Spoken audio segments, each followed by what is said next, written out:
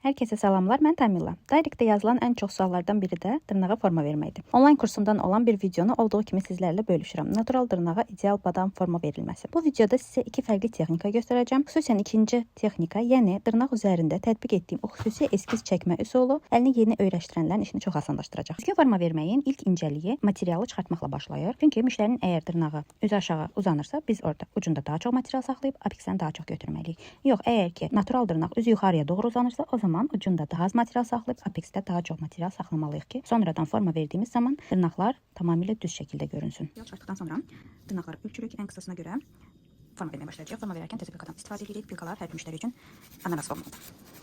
Forma verərkən müştərinin əlinin hansı tərəfə doğru uzandığına baxırıq.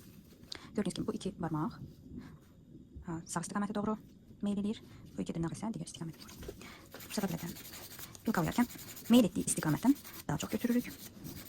Meyil etməyən istiqamətdən isə daha az götürəcək. Baş parmağım yardımı ilə əti dala verirəm ki, pilka əti kəsməsin. Təxmini bir tərəfi pilkaladıq.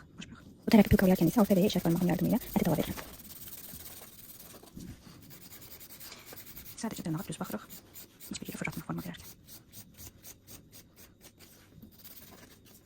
Görür ki, düzdür. Çeviririk müştərinin əlini və belə baxırıq.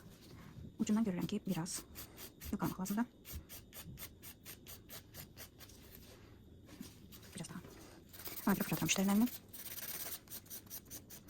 Fırlatıram və yenə baxıram. Artıq dırnaq tamamilə düzdür. Keçirik kənar hissələrə. Gördüyünüz kimi, ucunda material saxladığım üçün ucunda qalmaq yarandı. Ki biz bu material köməyi ilə dırnağı vizual olaraq yenidən düz edəcəyik. Hansı ki, bizim işarət parmağımız aşağıya doğru əyilirdi. Bir tərəf elədik, çeviririk digər tərəfə. Yenə baş parmağım yardımıyla əti dala verirəm. Hər zaman işlədiyimiz sonra bizim gözümüzün önündə olmalıdır.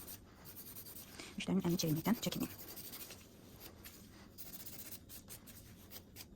Forma bizi qaynayır, keçir digər dırnağa və sizə forma verməyin başqa bir yolunu göstərəcəm. İlk öncə apelsin çubuğu yardımıyla çikolonu dala verirəm.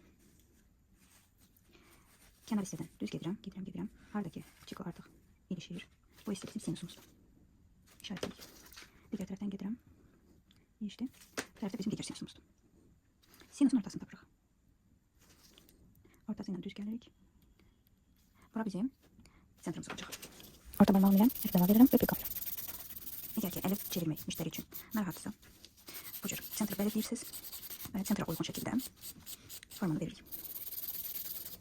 Baş baxın. Pilkalayarkən pilka özünə doğru hərəkət edir. Pilkanı tamamilə düz tutmaq lazımdır ki, forma düzgün alınsın. Pilkanı pilkalayarkən 90 dərəcəlik açıq yaranmalıdır və pilkanın sadəcə libero hissəsini görmək lazımdır. Gördüyünüz kimi dırnağımız hazırdır. Çeviririk. Orta barmağımla əti dala verirəm. Və kənar paralelləri pilkalayıram. Gördüyünüz kimi